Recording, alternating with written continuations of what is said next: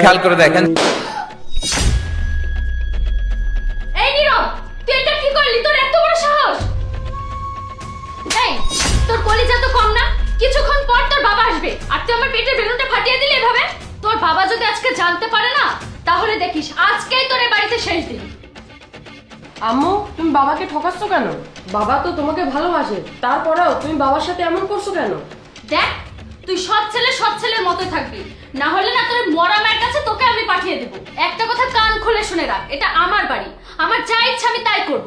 আমি তোমাকে বাবাকে ঠকাতে দেব না, আমি বাবাকে সব বলে দেব। ও আচ্ছা, তাই নাকি? মুখে তো দেখছি ভালোই কথা ফুটেছে। একবার তোর বাবা শুধু ডিউটিতে ফিরে যাক, তারপর আমি তোকে দেখবো। আম্মু, বাবা তোমাকে কত ভালোবাসে, বর্ডারে থেকে দেশের সেবা করে, দেশের নিরাপত্তা দেয়, আর তুমি তাকে ঠকাচ্ছ।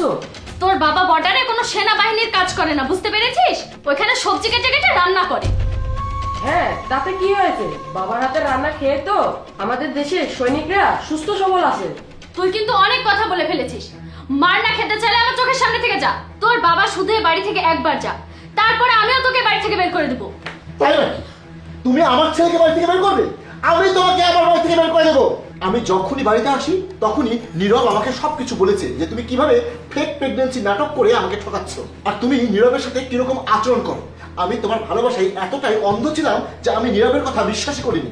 উল্টো আমি ওকে অনেক বকাঝকা করেছি যে তুমি সৎ মা, তাই ওর মনে হয় এরকম মনে হয়। কিন্তু না, আমি ভুল ছিলাম। তখন নীরব আমাকে বললো যে তুমি দরজার পিছনে লুকিয়ে থাকো, সব সত্যটা আমি তোমার সামনে এনে দেবো।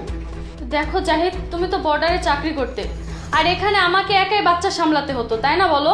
আমি বাচ্চা নিতে চাইনি, আর তোমাকেও কষ্ট দিতে চাইনি, আর আমি এমনিতেও চাই না এত তাড়াতাড়ি আমার লাইফটা রিজার্ভ হয়ে যাক। আরে কি বলছো কি তুমি? কোন মেয়ে চায় না মা হতে? কত মেয়ে তো মা হতে চেয়েও মা হতে পারে না। আর তুমি যদি এই চিন্তা ভাবনা নিয়ে থাকো তাহলে কিভাবে হবে? তাহলে তো দুনিয়াটা থেমে যাবে। ঠিক আছে, আমি মানছি আমি ভুল করেছি, আমি মিথ্যা বলেছি তোমাকে। এই মিথ্যা গর্ভবতী হওয়ার নাটক করে তোমার থেকে অনেক টাকা নিয়েছি। আমি আজকের পর থেকে কখনো এমন করব না। বাবা, তুমি একটা কথা ভাবো, তোমাকে মিথ্যা বলে যদি টাকা পয়সা নেই, তাহলে দেখো তোমার টাকা নিয়ে অন্য একটা লোকের সাথে অবৈধ সম্পর্ক করতেও পারে। আরে চুপ! বাবা, তুমি যখন বর্ডারে চলে যাও, আম্মুর সাথে এক আঙ্কেল দেখা করতে আসে। এই নীরব এসব কি বলছে? নীরব কি সত্য কথা বলছে? ছি ছি ছি, তোমার লজ্জা করো না? তার মানে এইসব প্রেগনেন্সি শুধুমাত্র আমার কাছ থেকে টাকা নেওয়ার বাহানা ছিল?